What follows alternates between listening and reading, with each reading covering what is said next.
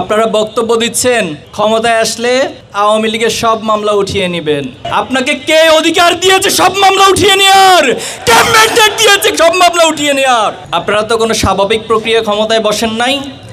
আপনারা তো কোনো স্বাভাবিক প্রক্রিয়া নির্বাচনের মাধ্যমে ক্ষমতায় আসেন নাই। আপনারা জুলাইয়ের শত শত রক্তের উপরে ক্ষমতায় এসেছেন। জুলাইয়ের রক্তকে যারা ধারণ করতে পারবে, জুলাই শহীদ পরিবারের আকাঙ্ক্ষাকে যারা ধারণ করতে পারবে, তাদের শুধুমাত্র এদেশে ক্ষমতায় টিকে থাকার ম্যান্ডেট থাকবে। আওয়ামী লীগের পুনর্বাসনের জন্য অনেকে প্রজেক্ট হাতে নিয়েছেন। আওয়ামী লীগ কি মানুষ না পশু? আওয়ামী লীগ মানুষ নয়, মানুষের প্রতি মানুষ দয়া দেখায়। কোন পশুর প্রতি, পশুর চেয়ে নিকৃষ্ট প্রাণীর প্রতি কেউ দয়া দেখাতে পারে না।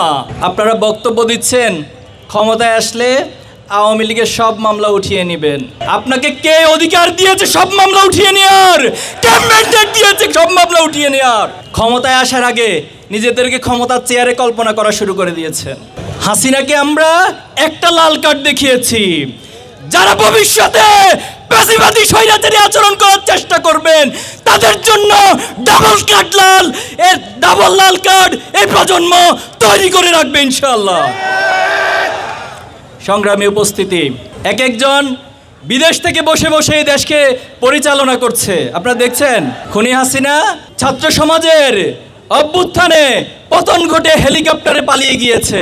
তিনি যখন পালিয়ে গিয়েছিল তার নেতাকর্মীর কথা কি মনে ছিল না? তার নেতাকর্মীদেরকে মৃত্যুর মুখে রেখে যে নেত্রী পালিয়ে যায়, সেই নেত্রীর কথা ধরে যারা আজকে ইঁদুর দৌড় খেলা খেলছেন তাদেরকে হুঁশিয়ারি করে দিতে চাই। আপনাদের ন্যূনতম লজ্জা থাকার কথা ছিল, ন্যূনতম আপনাদের বিবেকবোধ থাকার কথা ছিল। যে নেত্রী আপনাদেরকে মৃত্যুর মুখে রেখে পালিয়ে যায় তার কথা আজকে আপনারা আবার নিজেদেরকে হুমকির মুখে ফেলছেন। সাবধান হয়ে যান।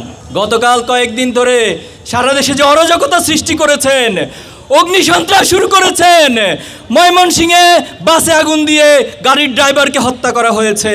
ঢাকা সহ সারা দেশে অনেকগুলো গাড়িতে অগ্নিসংযোগ করা হয়েছে। বাংলাদেশে এই অগ্নিসংযোগকারী এ ফ্যাসিবাদী কোনো রাজনীতি ভবিষ্যতে চলতে দেওয়া হবে না। বাংলাদেশের ছাত্র সমাজ সেটা হতে দিবে না।